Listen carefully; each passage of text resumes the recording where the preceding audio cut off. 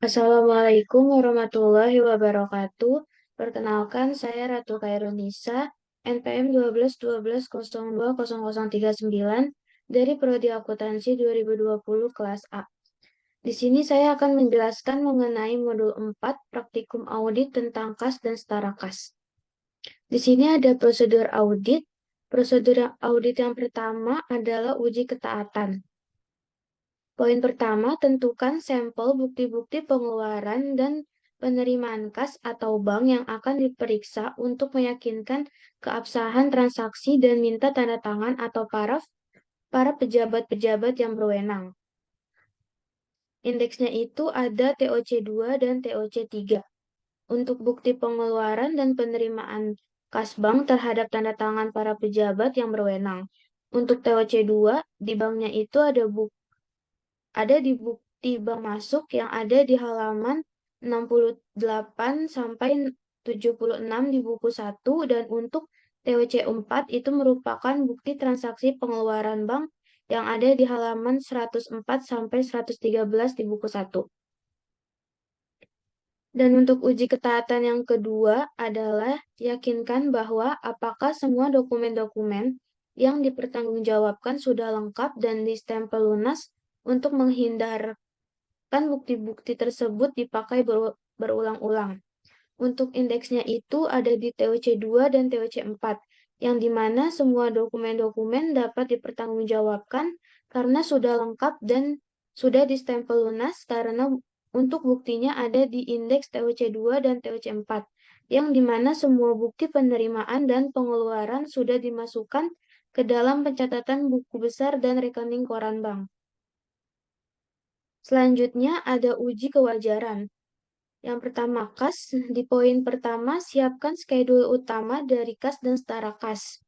Untuk buktinya ada di indeks C yang dimana untuk skedul utama kas dan setara kas untuk indeksnya ada di C sudah dibuat skedul terhadap kas dan setara kas. Yang kedua,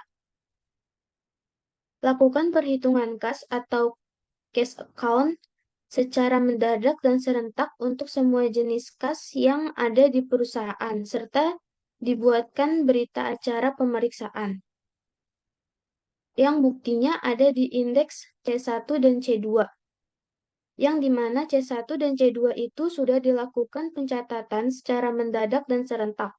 Buktinya ada di C1 dan C2 karena sudah ada dibuat berita acara pemeriksaan. Untuk C1, dibuat berita acara pemeriksaan untuk kas besar, dan itu buktinya ada di halaman 123 buku 1, dan untuk C2, dibuatkan bukti acara pemeriksaan untuk kas kecil, dan buktinya ada di halaman 124 buku 1. Yang ketiga, yakinkan bahwa buku kas telah ditutup pertanggal pemeriksaan dan semua bukti pengeluaran dan penerimaan telah dibukukan. Indeksnya itu ada di C1 dan C2, yang dimana bahwa buku kasnya telah ditutup pertanggal pemeriksaan, yang sudah dilaksanakan di indeks C1 dan C2, di mana keduanya sudah ditutup per tanggal 5 Januari 2019. Yang keempat, bandingkan saldo kas menurut perhitungan kas dan saldo buku kas. Bukti indeksnya itu ada di C1 dan C2.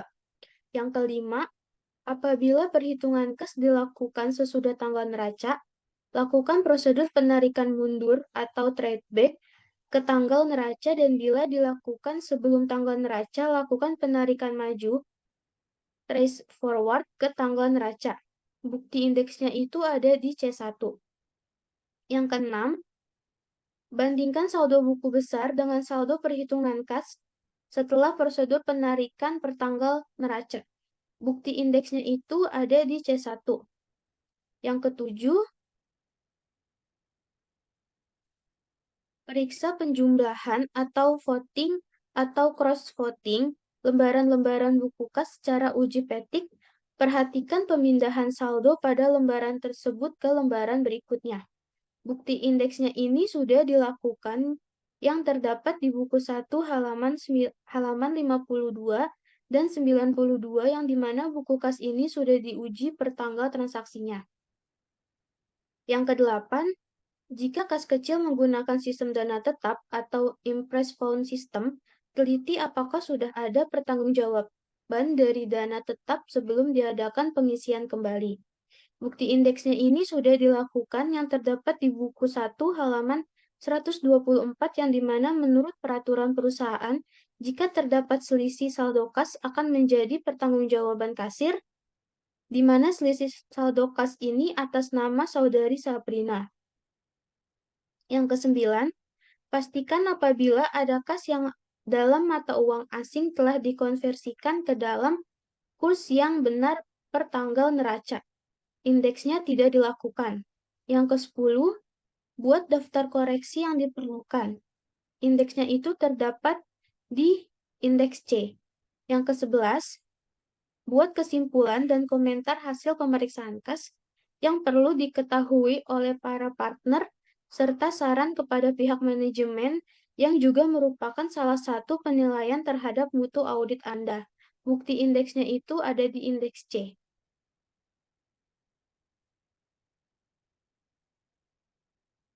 Selanjutnya, bank. Poin pertama, lakukan prosedur konfirmasi untuk semua akun bank yang masih aktif maupun yang sudah tidak aktif.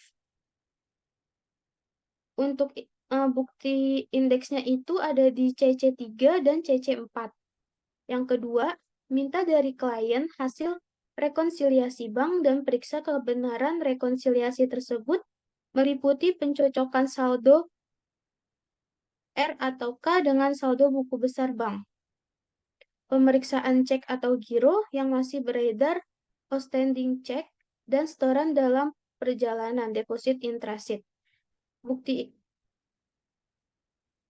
indeksnya itu sudah dilakukan di halaman 125 pada buku 1. Yang keempat, yakinkan bahwa setiap pembukuan dan penutupan rekening bank mendapat persetujuan dari pejabat yang berwenang.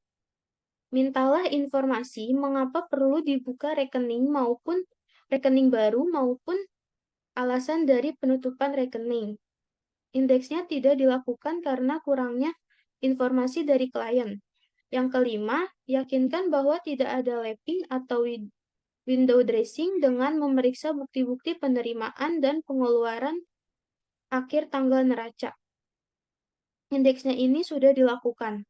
Yang keenam, untuk rekening yang sudah tidak aktif, mintalah penjelasan dari klien dan sarankan untuk ditutup saja. Indeksnya tidak dilakukan. Yang ketujuh, yakinkan bahwa semua rekening di bank merupakan rekening atas nama perusahaan, bukan perorangan. Indeksnya sudah dilakukan, ada di buku 1 halaman 129 dan 130, di mana di sana terdapat rekening koran Bank CAB pada PT Sugus dan rekening koran Bank Lopo pada PT Sugus. Yang kedelapan, perhatikan apakah ada kelebihan saldo di bank yang tidak digunakan dalam waktu singkat dan sarankan sebaiknya didepositkan untuk mendapatkan tingkat bunga yang lebih tinggi. Indeksnya sudah dilakukan dan ada di buku 1 halaman 123 di bagian ikhtisar buku besar. Yang kesembilan, periksa pendebitan dan pengkreditan yang ada dalam jurnal dan dibukukan ke buku besar. Pemeriksaan ini meliputi hal-hal sebagai berikut. Yang pertama, lakukan vouching buku kas masuk, cek receipt voucher, dan buku kas keluar,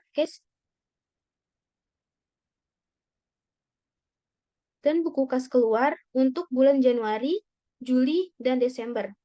Apakah penerimaan kas atau cek atau giro telah didukung kwitansi dan slip setoran bank untuk dikeliringkan?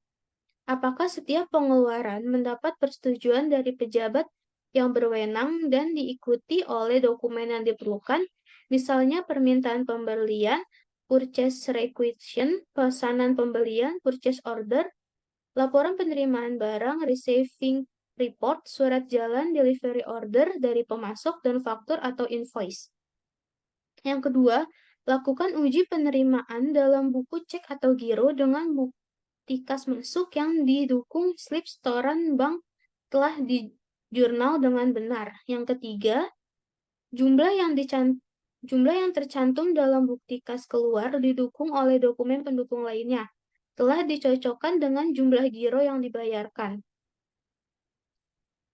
Indeksnya itu ada di TOC2 dan TOC4. Yang ke-10, apakah ada hal-hal yang perlu diungkapkan dalam surat klien representation letter, dan catat hal-hal yang perlu diberikan dalam saran-saran perbaikan kepada pihak manajemen dan surat manajemen letter. Indeksnya itu ada di indeks C. Yang ke-11, buat kesimpulan dan komentar hasil pemeriksaan bank yang perlu diketahui oleh para partner. Bukti indeksnya itu ada di indeks C, yang dimana indeks C terdapat catatan pemeriksaan terhadap hasil pemeriksaan fisik.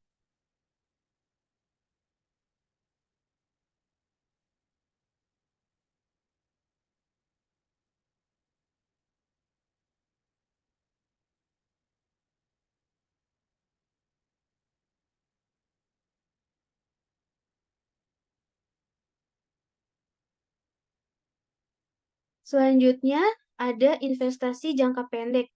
Yang pertama, siapkan skedul utama dari investasi jangka pendek. Buktinya ada di indeks D, yang dimana pada indeks D sudah dibuatkan skedul utama, dan untuk acuan bukti terhadap investasi jangka pendek ada di buku 1 halaman 125. Yang kedua, lakukan konfirmasi atas investasi yang dipegang oleh pihak lain apabila digunakan sebagai jaminan oleh pihak bank atau dikuasai oleh pihak broker atau pialang. Indeksnya tidak dilakukan karena tidak ada bukti. Yang ketiga, minta catatan kurs harga pasar pada tanggal neraca untuk saham dan bandingkan dengan harga belinya. Indeksnya tidak dilakukan karena tidak ada bukti. Yang keempat, periksa transaksi mutasi, penambahan, dan pengurangan dengan melihat bukti pembelian dan penjualan serta apakah telah mendapat persetujuan dari pejabat yang berwenang. Indeksnya sudah dilakukan. Yang kelima, lakukan verifikasi atas dividen tunai atau saham dan penerimaan bunga deposito. Indeksnya sudah dilakukan. Yang keenam, lakukan pengecekan pencatatan investasi apakah sudah sesuai dengan ketentuan standar akuntansi yang berlaku umum. Indeksnya sudah dilakukan. Yang ketujuh, perhatikan klasifikasi dari setara kas bahwa investasi tersebut segera akan jatuh tempo dalam 3 bulan atau kurang dari tanggal perolehannya, termasuk sebagai kelompok setara kas dan tidak dijadikan sebagai jaminan, atau jika lebih dari 3 bulan termasuk investasi jangka pendek. Indeksnya ada di C.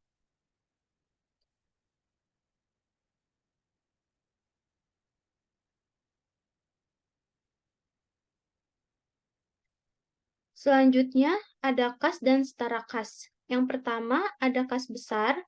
Indeksnya ada di C1 per klien 31 Desember 2018 sebesar 3 juta.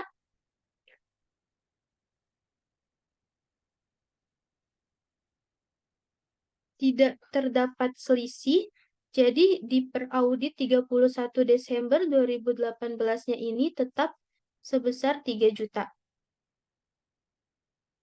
Yang kedua, ada kas kecil, indeksnya di C2, per klien 31 Desember 2018, sebesar 2 juta, terdapat selisih sebesar 200.000, jadi per audit 31 Desember 2018 ini sebesar 1.800.000. Yang ketiga ada Bank CAB, indeksnya di C3, per klien 31 Desember 2018 sebesar 5.849.910 rupiah. Terdapat selisih di debit sebesar 10.600.000 dan di kredit sebesar 990.000. Sehingga audit 31 Desember 2018-nya senilai 13.391.410.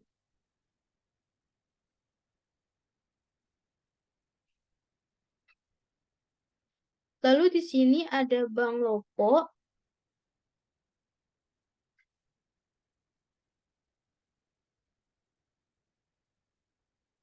Indeksnya ada di C4 per klien 31 Desember 2018 sebesar Rp36.640.414. Terdapat selisih di debit dan terdapat selisih di debit sebesar Rp52.226 dan selisih di kredit sebesar Rp33.750.000.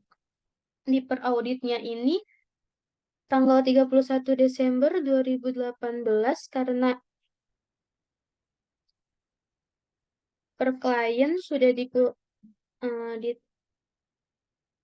karena per klien 36.640.411 dan ada selisih, jadi di auditnya ini senilai Rp0.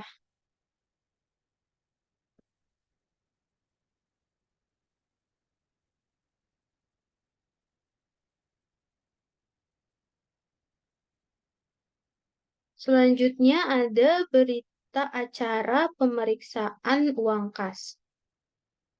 Nama perusahaan PT Subus dilakukan pada tanggal 5 Januari 2019.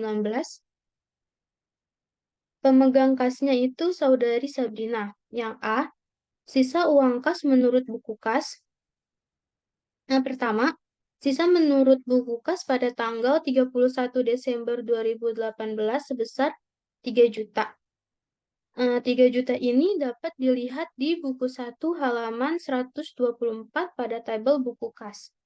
Yang kedua, ada mutasi dari tanggal 1 Januari 2019 sampai dengan 5 Januari 2019. Jumlah debitnya sebesar 24 juta, jumlah kreditnya sebesar 24 juta. Jadi, tidak ada akuntansi yang dicatat di pemeriksaan uang kas ini.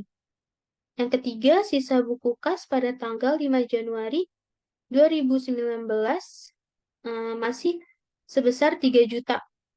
Yang keempat, pemasukan yang belum dibukukan. Yang kelima, pengeluaran yang belum dibukukan. Jadi, poin nomor 4 dan nomor 5 ini tidak ada akuntansi yang dicatat, sehingga rupiahnya 0.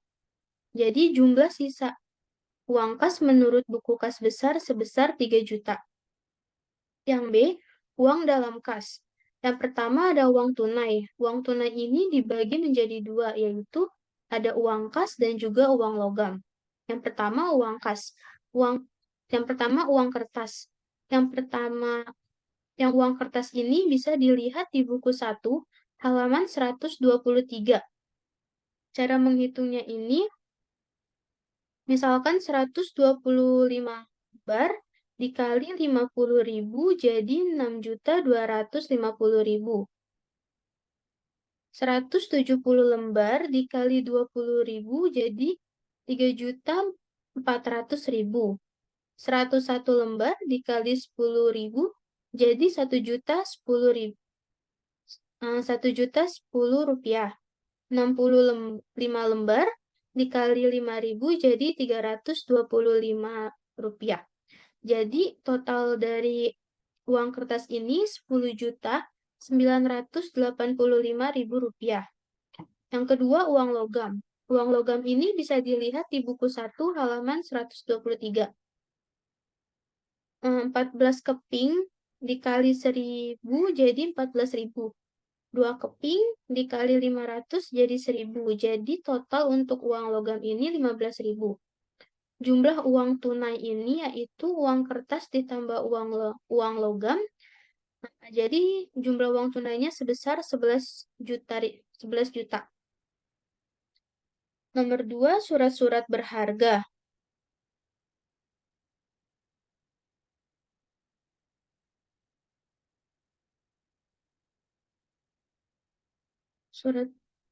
Surat-surat berharga ini sebesar 11.900.000. Bisa dilihat di buku 1 halaman 123, giro dari langganan yang sudah diterima oleh Saudari Patricia, tetapi belum disetor ke bank. Yang ketiga, lain-lain atau bon-bon yang belum diperhitungkan, tidak ada catatannya, jadi sebesar 0 rupiah. Jadi jumlah uang dalam kas sebesar 22.900.000. Selisih uang kas memiliki kelebihan, yaitu sebesar 19.900.000. Selanjutnya, C2. Berita acara pemeriksaan uang kas. Nama perusahaan PT Subus dilakukan pada tanggal 5 Januari 2019. Pemegang kas Saudari Sabrina. Yang A, sisa uang kas menurut buku kas. Yang pertama, sisa menurut buku kas pada tanggal 31 Desember 2018 sebesar 2 juta. Dapat dilihat di buku 1 halaman 22 atau neraca saldo pada buku 1 juga halaman 15. Karena ini menggunakan sistem dana tetap sehingga nominalnya tidak akan berubah. Lalu yang kedua, mutasi dari tanggal 1 Januari sampai dengan 5 Januari 2019. Tidak ada informasi sehingga jumlah mutasinya itu 0. Yang ketiga, sisa buku kas pada tanggal 13 Desember 2018 sebesar 2 juta rupiah. Yang keempat, pemasukan yang belum dibukukan, dan yang kelima, pengeluaran yang belum dibukukan. Tidak ada informasi sehingga jumlahnya itu tetap 0. Jadi jumlah sisa uang kas menurut buku kas kecil sebesar 2 juta rupiah. Yang B, uang dalam kas. Yang pertama, uang tunai. Uang tunai dibagi menjadi 2, yaitu uang kertas dan juga uang logam. Cara penghitungannya sama seperti di C1 sebelumnya, yaitu 12 lembar dikali 50, jadinya sebesar 600.000. Jadi total untuk uang kertas ini 1.515.000. Untuk uang logam, totalnya ini 15.000. Jadi jumlah uang tunai, uang kertas ditambah uang logam sebesar 1.530.000. Lalu yang kedua, surat-surat berharga, tidak ada informasi sehingga jumlahnya 0. Yang ketiga, lain-lain atau bon-bon yang belum diperhitungkan sebesar 270. Ada di buku 1 halaman 124 pada petty cash. Jadi jumlah uang dalam kas ini sebesar 1.800.000. Di sini yang C ini selisih uang kas. Di sini ada kekurangan selisih uang kas, yaitu sebesar 200.000. Selanjutnya, di sini ada CAB, ada buku bank dan rekening koran CAB, dan juga buku besar dan rekening koran pada Bank Lopo.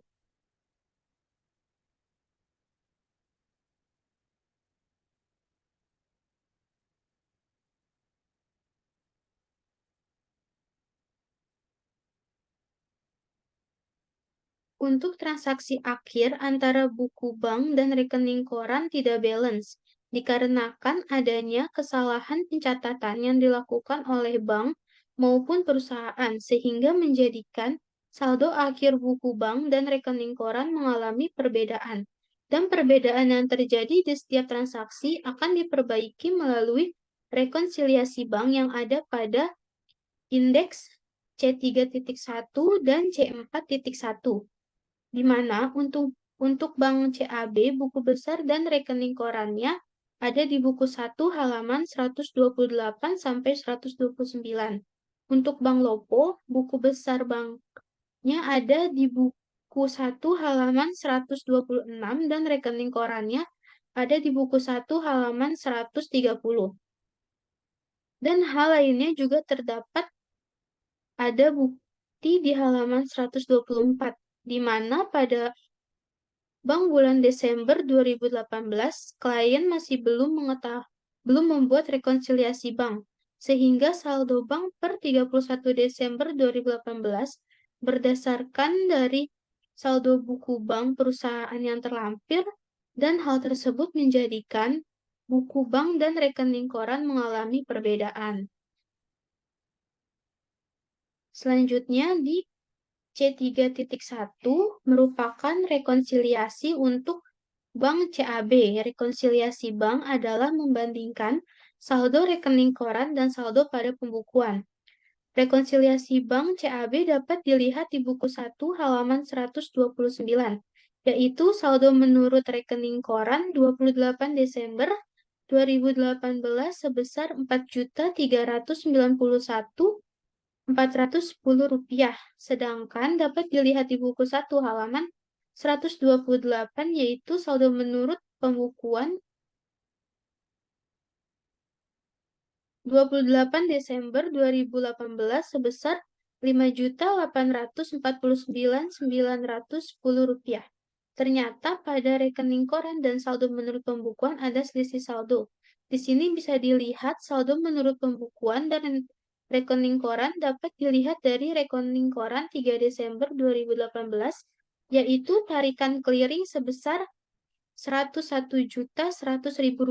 Lalu pada buku bank CAB di sebesar Rp100.110.000, yang dimana terdapat selisih Rp990.000. Selanjutnya ada di rekening koran tanggal 14 Desember 2018, yaitu KU masuk PT Lestari, yang dimana belum dilakukan pencatatan oleh perusahaan karena dilihat pada buku bank CAB tanggal 14 Desember 2018 tidak ada pencatatan sebesar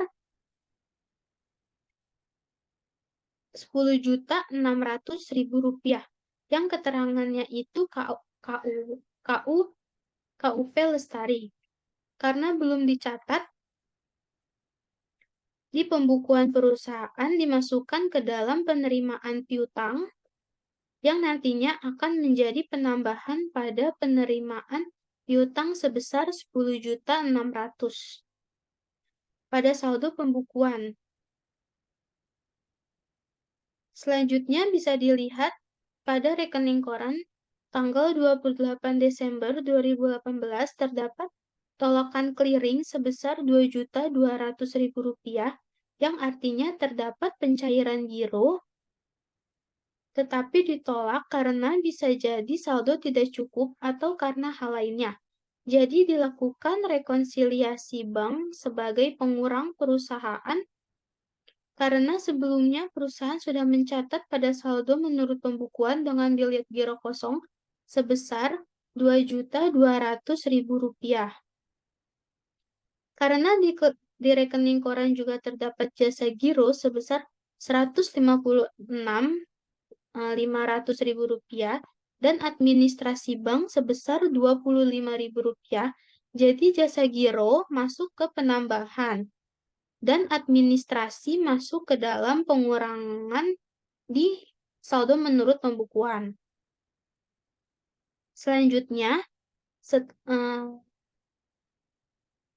melakukan penjumlahan saldo menurut pembukuan sebesar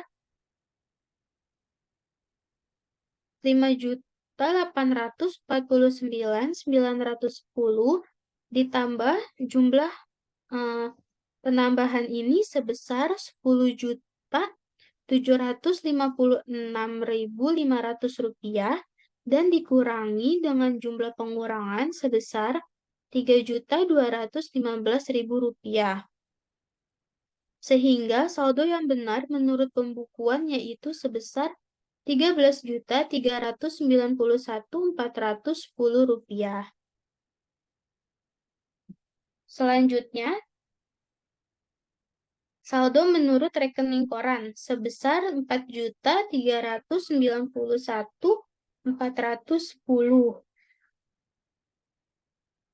Dilihat data mana saja yang sudah dicatat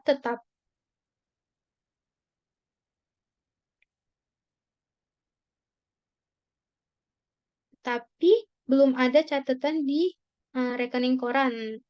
Saldo menurut rekening koran ini dapat dilihat di buku 1 halaman 128. Penyebabnya ada selisih antara buku bank dan rekening koran. Di buku bank tanggal 28 Desember 2018 terdapat setoran tunai dan dari kas sebesar 20 juta. Dan ternyata belum ada di rekening koran, artinya setoran tersebut masih dalam proses atau setoran dalam perjalanan. Nah, di buku bank pada tanggal 26 Desember 2018 terdapat bilet giro yang dikeluarkan oleh PT Caraka untuk membayar hutang sebesar 11 juta, tetapi di rekening koran belum ada karena PT Caraka belum mengclearing bilet giro tersebut. Jadi, bilet giro direkonsiliasikan bank menjadi pengurang sebesar 11 juta karena bilet giro tersebut masih beredar atau bisa dibilang outstanding check. Jadi, penjumlahan saldo menurut rekening koran sebesar 4.391.410 ditambah setoran dalam perjalanan sebesar 20 juta dan dikurangi outstanding check PT Caraka sebesar 11 juta sehingga saldo yang benar menurut rekening koran yaitu 13.391.410. Sehingga baik saldo menurut rekening koran maupun saldo menurut pembukuan sudah sama yaitu sebesar 13.391.410. Untuk saldo rekening koran dibuat oleh pihak bank dan untuk saldo pembukuan dibuat oleh kita. Jadi untuk jurnal penyesuaian pembukuan dibuat oleh kita, sedangkan jurnal penyesuaian rekening koran dibuat oleh pihak bank.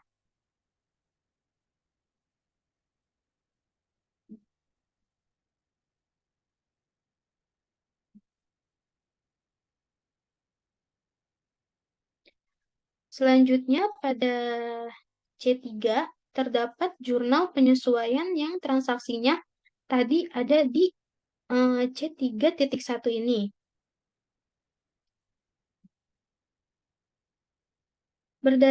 Di sini ada catatan pemeriksaan. Berdasarkan hasil pemeriksaan fisik atas bank CAB ditemukan yang pertama, terjadi kurang catat atas pembayaran utang kepada PT Berkat tanggal 2 Desember 2018. BKK nomor 001 seharusnya 101.100.000 dicatat sebesar 100.110.000. Jurnalnya itu utang usaha PT Berkat sebesar 990.000 itu di debit, di kreditnya Bank CAB sebesar 990.000. Lalu yang kedua ada perusahaan belum mencatat atas penerimaan dari PT Lestari. Di debitnya Bank CAB sebesar 10.600.000 dan di kredit piutang usaha PT Lestari sebesar 10.600.000. Yang ketiga, salah satu bilet giro yang diterima dari pelanggan ternyata kosong. Lalu di debitnya ini muncul piutang usaha sebesar 2.200.000 dan di kreditnya Bank CAB sebesar 2.200.000. Yang keempat, perusahaan belum mencatat biaya administrasi dan jasa giro. Lalu muncul di debitnya ini biaya administrasi bank sebesar 25.000, masih di debit Bank CAB sebesar 131.500.000 dan di kreditnya pendapatan lain-lain sebesar 156.500.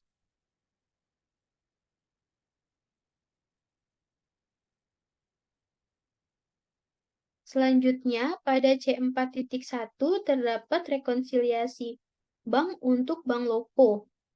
Yang pertama kita lihat terlebih dahulu saldo menurut rekening koran. Saldo menurut rekening koran dapat dilihat di buku 1 halaman 130, yaitu sebesar Rp5.092.640.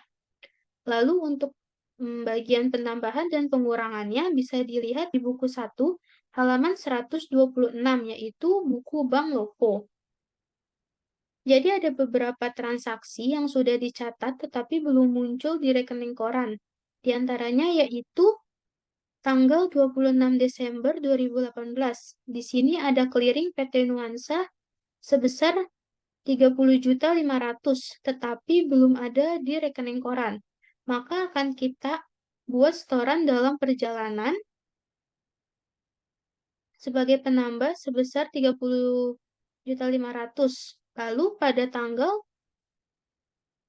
28 Desember 2018 ada setoran tunai dari kas sebesar 2 juta. Pada tanggal 17 Desember 2018 ada pembayaran PT Elang sebesar 2 juta, tetapi oleh PT Elang ini belum dikeliringkan sehingga belum muncul di rekening koran, maka akan kita masukkan di pengurangan bilet giro PT Elang sebesar 2 juta.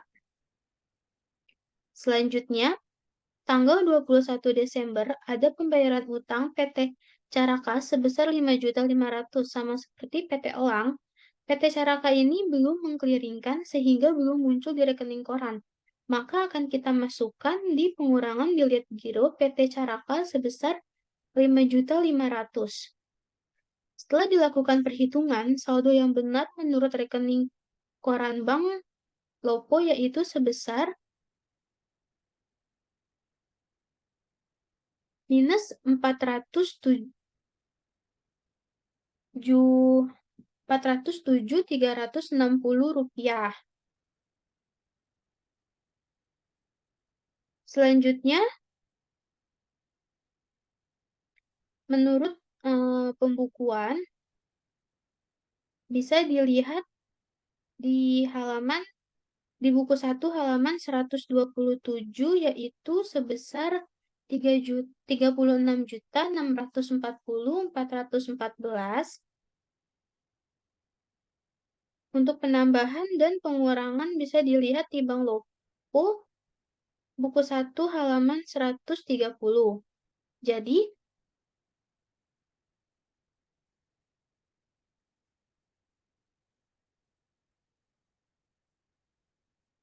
di rekening koran pada tanggal 24 Desember 2018 ada setoran clearing sebesar 3.750.000, tetapi di buku bank ini belum dicatat sehingga akan dicatat sebagai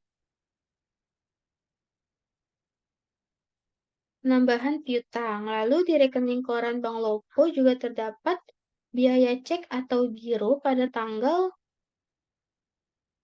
24 Desember 2018 dan jasa giro tanggal 27 Desember 2018 yaitu sebesar 75.226 dan biaya administrasi bank sebesar 23.000. Jadi untuk jasa giro ini akan dimasukkan ke bagian penambahan sebesar 75.226 dan untuk biaya cek atau biaya administrasi akan dimasukkan di pengurangan yaitu sebesar 23.000. Selanjutnya ada tolakan clearing dari PT Lestari yaitu pada tanggal 28 Desember 2018 sebesar 3.350.000. Maka kalau ada tolakan clearing artinya akan ada bilet giro yang kosong. Hal tersebut akan menjadi pengurang di pembukuan sebesar 3.350.000. Lalu di pengurangan ini juga ada koreksi BBM nomor 8 untuk PT Nuansa sebesar 33.750.000. Setelah dilakukan perhitungan, saldo yang benar menurut pembukuan Bank Lopo yaitu sebesar minus 407.360 rupiah. Jadi saldo menurut rekening koran maupun pembukuan Bank Lopo sudah sama dan benar.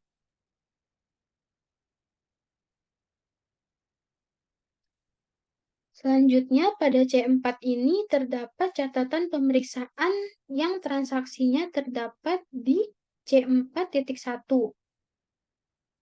Catatan pemeriksaan berdasarkan hasil pemeriksaan fisik atas Bank Lopo ditentukan yang pertama, perusahaan belum mencatat atas penerimaan piutang.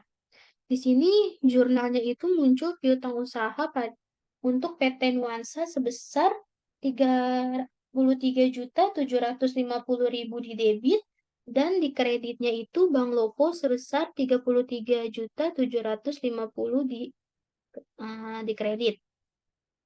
Yang kedua, perusahaan belum mencatat biaya administrasi, biaya cek atau giro, dan jasa giro. Di debitnya ini biaya administrasi bank sebesar 23.000, Bank Lopo sebesar 52.226, dan di kreditnya ini pendapatan lain-lain sebesar 75.226. Yang ketiga, perusahaan belum mencatat biliet giro yang ditolak. Di debitnya ini muncul piutang usaha untuk PT Lestari sebesar 3.350.000 dan di kreditnya ini Bank Lopo sebesar 3.350.000.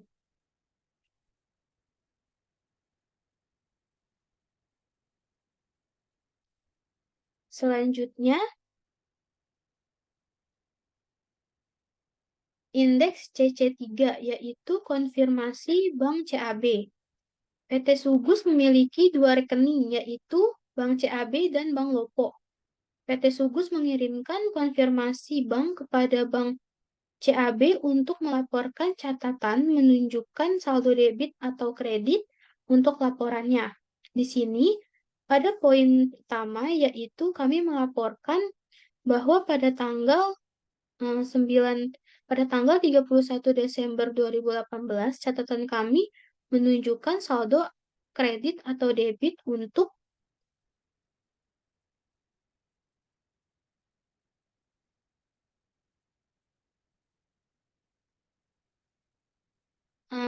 yang pertama ini sejumlah 4.391.410 dari rekening koran di buku 1 halaman 129. Tingkat bunganya ini 9%. Lalu 1 miliar dilihat pada buku 1 halaman 125. Didapat dari deposito bank, yaitu deposito bank sebesar 30.000 USD jika dikonfirmasikan itu senilai 1 miliar rupiah dengan tingkat bunga 5,5%, lalu 30.000 USD tingkat bunganya sebesar 1,4%. Selanjutnya ada di sebelah kanan terdapat contoh dari konfirmasi kepada pihak bank. Jadi PT Sugus melakukan konfirmasi pihak bank untuk melaporkan laporannya.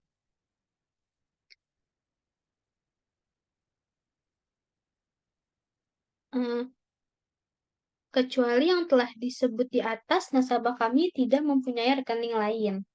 Selanjutnya di CC4, yaitu ada konfirmasi bank untuk Bank Lopo. Ini juga sama dengan di indeks CC3 untuk konfirmasi bank untuk Bank CAB. PT Sugus mengirimkan konfirmasi bank kepada Bank Lopo untuk memeriksa pembukuan tahunan dan laporannya. Rekening korannya terdapat di buku 1 halaman 130 sejumlah 5.092.640,25 rupiah dengan tingkat bunga sebesar 5% dari rekening koran.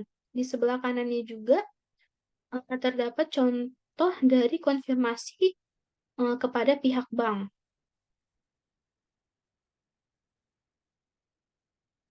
Selanjutnya, di indeks D ini, di sini ada catatan pemeriksaan. Berdasarkan hasil pemeriksaan atas investasi jangka pendek, investasi saham yang berhasil dari PT Garam dan PT Gudang, yang di mana PT Garam membeli saham sebanyak 10.000 lembar dan PT Gudang membeli sebanyak 20.000 lembar dengan harga saham per 31 Desember 2018 pada PT Garam 10.200 dan pada PT Gudang Rp8.375. Tetapi perusahaan belum melakukan pencatatan penyesuaian atas investasi saham yang ada pada PT Garam.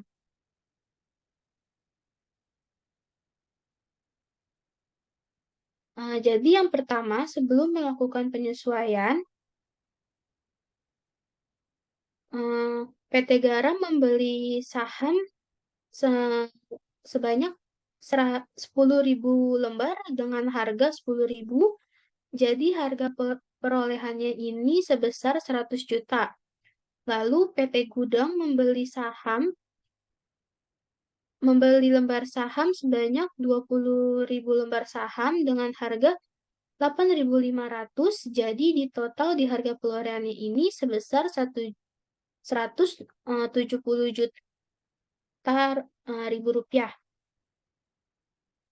Untuk nilai akhir tahun melakukan penyesuaian, jadi nilainya itu berubah untuk PT Garam menjadi 10.200. Jadi untuk nilai akhir tahunnya itu sebesar 102 juta dari 10.000 lembar saham dikali 10.200.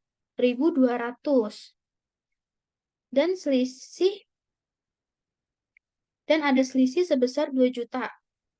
Sedangkan untuk PT Gudang menjadi 8.375 rupiah. Jadi untuk nilai akhir tahunnya ini sebesar 167.500 rupiah dari 20.000 lembar saham dikali 8.375 rupiah. Dan terdapat selisih minus 2.500.000 rupiah. Lalu untuk jurnalnya ini terdapat kesalahan dalam pencatatan penjualan saham PT Garam sehingga perlu dibuat jurnal koreksi seperti berikut. Yang pertama, di debitnya ini terdapat investasi atas saham sebesar 5 juta. Yang kedua, kreditnya ini penghasilan investasi saham sebesar 5 juta. Jurnal ini untuk mengoreksi laba realisasi dari penjualan saham PT Garam. Yang kedua, penilaian untuk surat berharga dengan memakai metode berdasarkan harga terendah antara harga perolehan dan harga pasar. Oleh karena itu, hasil dari penyisihan harga saham pada tanggal 31 Desember 2018 di debitnya rugi penurunan nilai investasi sebesar Rp500.000, di kreditnya investasi pada saham sebesar Rp500.000. Jurnal ini untuk kerugian yang belum direalisasikan atas saham per tanggal neraca.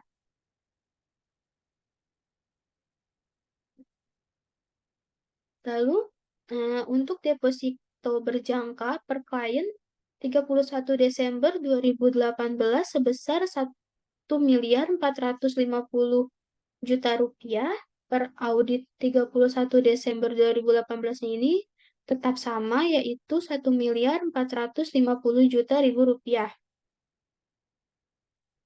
Karena tidak ada konfirmasi selisih. Untuk investasi pada saham per klien 31 Desember 2018 sebesar 265 juta. Terdapat selisih di debit sebesar 5 juta rupiah dan di kredit sebesar 500.000 rupiah, sehingga per audit 31 Desember 2018-nya itu senilai 269.500.000 rupiah.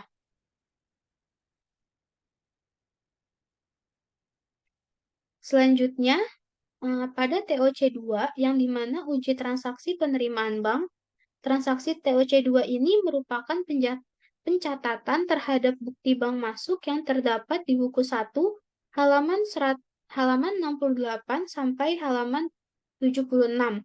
Di sini untuk kelengkapan dokumen pendukung sampai dengan kebenaran posting, itu checklist semua dikarenakan benar adanya dan terdapat di transaksi buku 1 halaman 68 sampai 76 yang terdapat bukti bank masuk.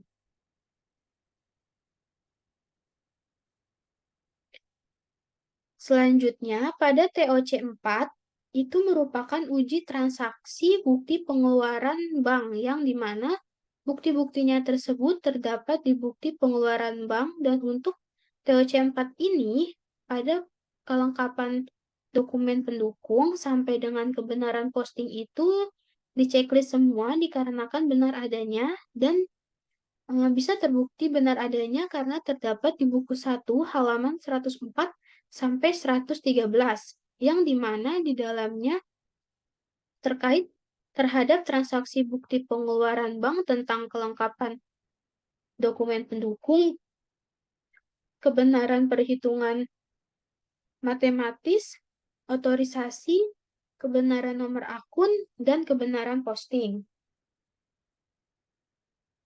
Sekian penjelasan dari saya terkait modul 4 tentang kas dan setara kas. Kurang lebihnya mohon maaf. Wassalamualaikum warahmatullahi wabarakatuh.